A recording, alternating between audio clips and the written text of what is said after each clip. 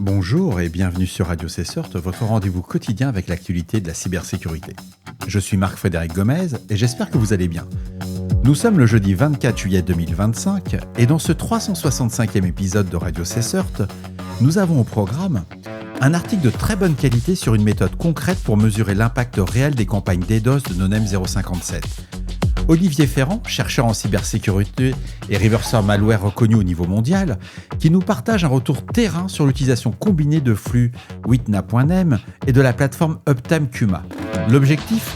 Confronter les annonces Telegram à la réalité des services toujours en ligne. Puis nous irons vers SharePoint, c'est leur semaine, eux ils ont vraiment mangé, où Microsoft confirme l'exploitation active de la CVE 2025 49706 par le groupe chinois Storm 2603.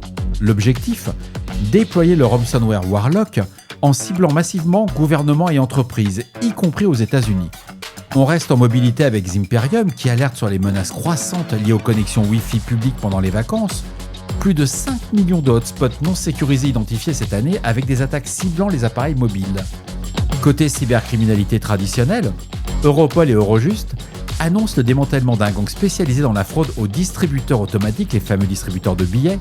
580 000 € dérobés par la technique TRF entre la Roumanie et le Royaume-Uni. Je vous en dirai plus. En bulletin technique, Mitel publie des correctifs pour des vulnérabilités critiques dans MiCollab et MiVoice, dont la CVE 2025 52914, permettant des injections SQL. Pensez à vérifier vos versions. Mitel, c'est surtout ce qui touche de la VoIP. Enfin, Apache corrige la CVE 2025 54090 dans la version 2.4.65 de son serveur HTTP, une faille qui permet de contourner certaines politiques de sécurité. Un épisode dense entre menaces étatiques, criminalité opportuniste et retour de terrain de la CTI. Olivier Ferrand publie une méthode opérationnelle pour mesurer en temps réel l'impact réel des campagnes DDoS du groupe NoName 057 à l'aide du flux CTI ouvert Witnah.name et de la plateforme de monitoring Uptime Kuma. Depuis janvier 2024, le flux Witnah.name fournit en continu les configurations actives utilisées par l'outil DDoSia. Les données sont disponibles au format JSON et CSV, facilitant leur intégration dans des outils SOC ou CTI. Les URL d'accès pour le JSON, c'est https://witnah.name/data//json. Je vous ai mis le lien en référence, c'est sur LinkedIn, c'est un très très bon niveau. C'est vraiment ce qu'on aime lire comme genre d'article. L'auteur a décrit un script Python qui déclenche toutes les 5 minutes et qui va vérifier toutes les nouvelles configurations via un hash, met à jour dynamiquement les cibles dans Uptime Kuma via une API, supprime les entrées obsolètes, crée des moniteurs HTTP pour chaque nouvelle cible. Ce monitoring permet de vérifier objectivement les revendications Telegram de NoName 057. Le résultat, c'est que de nombreux sites listés restent en ligne, révélant des écarts entre les annonces des attaquants et l'impact réel. C'est quand vous voyez parfois des copies d'écran sur NoName 057 qui vous dit « Ah, j'ai éteint tel site web » et en vérité, non, il n'a rien éteint du tout. Donc dans les observations techniques, il y a la présence de certificats TLS invalides ou auto-signés, générant de fausses alertes, c'est le fameux paramètre Ignore TLS égale True, la détection possible de honeypot avec des comportements atypiques. Certaines cibles résistent systématiquement aux attaques, infrastructures renforcées ou erreurs de ciblage. Alors les perspectives de ce document, c'est qu'il y a un enrichissement qui est possible via Shodan, Sensis, Onif, très belle boîte française, ou Passif DNS, une intégration dans Grafana et Prometheus pour la visualisation des tendances, un déclenchement d'alerte corrélé à l'activité Telegram ou à des événements géopolitiques. Cette approche passive, et je souligne bien cette approche passive et automatisée, améliore la visibilité opérationnelle sur les campagnes DDoS, tout en fournissant des données exploitables pour la réponse à incidents et l'analyse stratégique CTI. Bravo, excellent article Olivier. Un plaisir de mettre en avant un travail de qualité, c'est pas tous les jours qu'on lit des articles de ce niveau-là.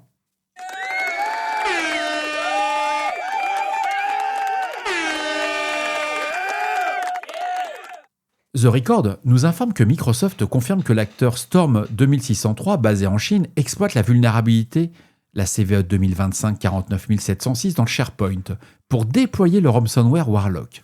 La campagne a débuté le 18 juillet. Warlock, apparu en juin sur le forum RAMP, est une offre de ransomware as a services. Selon Recorded Future, au moins 11 victimes sont recensées. Storm 2603 utilise également Lockbit dans certaines de ses attaques. Après l'exploitation de la faille, les attaquants désactivent Microsoft Defender, puis chiffrent les environnements avec Warlock. Microsoft précise que Storm 2603 n'est pas lié au groupe Toolshell précédemment identifié comme Lightning Typhoon ou Violet Typhoon. La CVE 2025 49706 affecte des serveurs SharePoint exposés. Ace Security a déclaré que plus de 400 entités, gouvernements et entreprises, ont été compromises. Les États-Unis sont le pays le plus visé, qui représente déjà plus de 13% des attaques selon E7. Parmi les entités américaines touchées figure le département de l'énergie, y compris le National Nuclear Security Administration, le NNSA, la National Institute of Health. Donc, en un mot, ils ont l'Institut national de la sûreté nucléaire, ils ont l'Institut de la santé qui a été touché, le département de la Homeland Security. C'est quand même incroyable. Le DHS a mis son SharePoint exposé sur Internet. À ce jour, aucune preuve d'exfiltration de données classifiées ou sensibles n'a été reportée par les agences concernées. La CISA collabore avec Microsoft, E7 et les agences fédérales pour contenir la campagne Toolshell et notifier les entités locales via le MS ISAC. Affaire à suivre.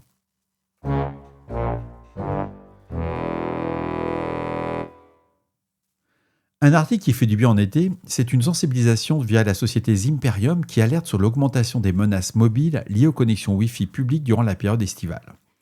L'éditeur identifie plus de 5 millions de réseaux non sécurisés dans le monde en 2025, avec environ un tiers des utilisateurs s'y connectant. Les risques sont accrus pendant les voyages, notamment dans les aéroports, hôtels, cafés et zones de transport. Les appareils professionnels sont particulièrement exposés lorsqu'ils établissent des connexions vers des réseaux d'entreprise à partir de points compromis. Les menaces identifiées incluent des réseaux Wi-Fi publics usurpés, des portails captifs frauduleux visant les identifiants, des applications sideloadées imitant les services locaux, des messages de réservation piégés contenant des malwares, et Zimperium souligne que ces attaques ne se limitent pas au déplacement à l'étranger. Plusieurs grandes villes américaines, dont New York, Los Angeles, Seattle et Miami, enregistrent une hausse significative d'activités malveillantes ciblant les mobiles pendant l'été. Ce rapport recommande aux entreprises d'interdire l'accès aux réseaux publics non sécurisés pour les appareils professionnels. La désactivation de l'autoconnexion Wi-Fi, la vérification des réseaux officiels et l'usage de VPN systématiques commerciaux fiables sont des mesures de prévention officielles. Alors ce que ne dit pas l'article, c'est que l'ANSSI, notre agence nationale, a fait le guide de l'hygiène numérique qu'on doit avoir quand on voyage. Je vous le recommande, c'est aussi intéressant que l'article de Zimperium, et puis au moins, il est activable celui-là de l'ANSSI. Parce que là, vous êtes en vacances, vous êtes aux États-Unis, vous connectez sur un réseau qui vous semble légitime, même si vous ouvrez un VPN qui est durci, c'est trop tard.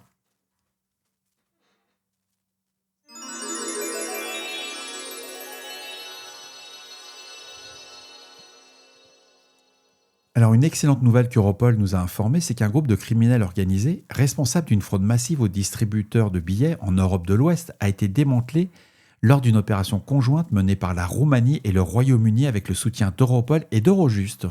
Ce groupe utilisait la méthode dite le TRF. Alors c'est quoi le TRF ? C'est le Transaction Reversal Fraud. Les auteurs retiraient l'écran du distributeur de billets, inséraient une carte bancaire, initiaient un retrait, puis annulaient la transaction. Avant la rétractation automatique et récupérer manuellement l'argent, le préjudice est quand même estimé à 580 000 €. Les malfaiteurs ont aussi pratiqué le skimming, la falsification de moyens de paiement électroniques, de cartes de transport ou des attaques BIN basées sur des logiciels de génération de numéros de carte pour paiement frauduleux. Le 23 juillet 2025, soit hier, une action a été menée à Baïkou en Roumanie. Donc 2 arrestations, 18 perquisitions, saisie de biens immobiliers, de véhicules de luxe, appareils électroniques et liquidités. Une première opération avait eu lieu en décembre 2024 au Royaume-Uni. Les membres du gang affichaient ouvertement leur mépris des forces de l'ordre via des inscriptions sur leurs vêtements, plaques d'immatriculation, réseaux sociaux et même sur leur portail d'entrée. Europol a fourni des analyses de données critiques, hébergé des réunions opérationnelles et déployé un analyste en Roumanie. L'enquête s'est appuyée sur une équipe commune d'investigation signée à Eurojust qui a apporté une assistance judiciaire transfrontalière. Bravo Europol et Eurojust, c'est un super boulot.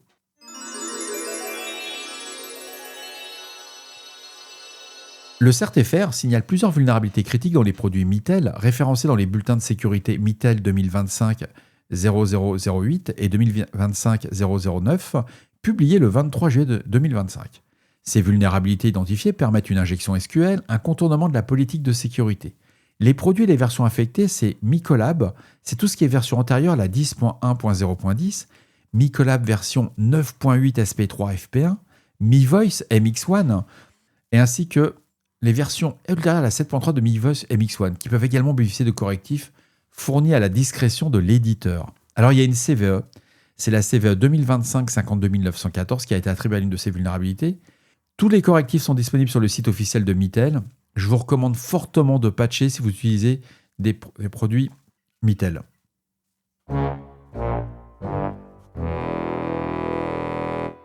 Finissons cette revue d'actualité par encore le CRTFR qui nous a signalé une vulnérabilité dans Apache HTTP Server qui est référencée sous la CVE 2025-54090. Elle est publiée dans le bulletin de Change 2.4.65 du 23 juillet 2025. Le risque identifié, c'est un contournement de la politique de sécurité. Donc les versions concernées sont toutes les versions d'Apache antérieures à la 2.4.65. Le correctif est disponible dès la version 2.4.65. J'ai cherché le score CVSS et incroyable, sur le site du cve.org, il n'y avait ni sur le site de la Apache Foundation, il n'y avait pas le score CVSS. J'ai essayé de travailler un peu sur la vulne, j'ai pas trouvé, donc je me suis pas pris la tête, j'ai fait comme tout le monde, j'ai upgradé. Et voilà, cet épisode de Radio Cesseur du jeudi 24 juillet 2025 touche à sa fin. J'espère qu'il vous apportera des informations claires et utiles. N'oubliez pas, si vous avez des retours ou des sujets que vous aimeriez avoir traités, faites-le moi savoir. Laissez-moi un message sur le répondeur de Radio Cesseur au 07 68 72 20 09. Alors c'est l'épisode 365, mais ce n'est pas l'anniversaire des 1 an de Radio Cesseur. Radio Cesseur a été créé le 15 août 2024.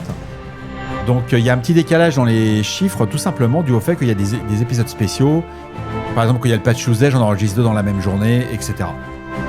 Donc désolé pour ceux qui m'ont souhaité en avance de phase un très bon anniversaire, ceux qui m'ont préparé des musiques, mais c'est promis, le 15, je vous fais une dinguerie. Je vous ai préparé un truc assez sympa pour le 15 août. Ouais, on va fêter ces 1 an dignement. D'ici là, on va rester vigilants, on va surveiller nos systèmes. Et surtout, on ne réfléchit pas au patch. On se retrouve demain pour un nouvel épisode. Je pense que j'ai enregistré cet épisode à la hussarde. Le montage va être terrible. Mais j'ai pas envie de enregistrer. Hier, je l'ai fait 11 fois, quoi. J'ai cru que j'allais jeter le truc, quoi. Passez une très belle soirée. Profitez si vous êtes en vacances. Si vous êtes au boulot, profitez aussi. À très bientôt. Et merci encore à Olivier pour cet article du très très haut niveau. À bientôt. Au revoir. Je vous embrasse.